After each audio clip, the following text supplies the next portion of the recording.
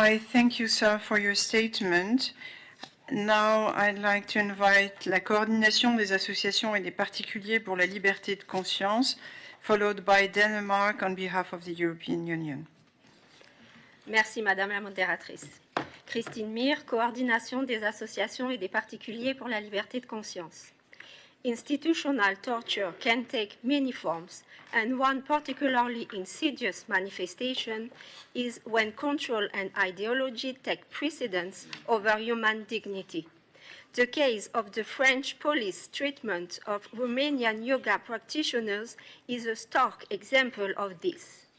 A report submitted by Human Rights Without Frontiers to this conference details how the French police, driven by an ideological distortion regarding spiritual minorities, conducted a disproportionate and violent raid on the homes of these yoga practitioners.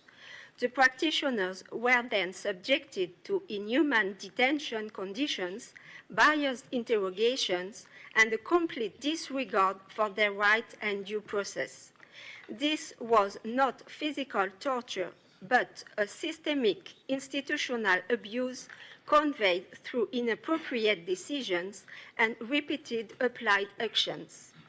A Swiss university report has highlighted the anti-religious bias of the French agency Miviludes, which has significant influence over the government's approach to religious minorities.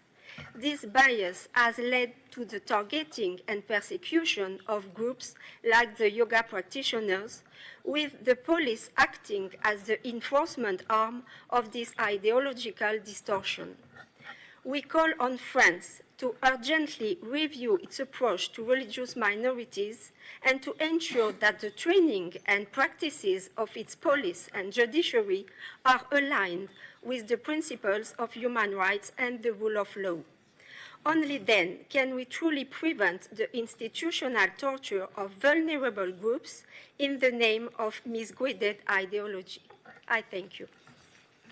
Je vous remercie, Madame, pour votre déclaration, and I now pass the floor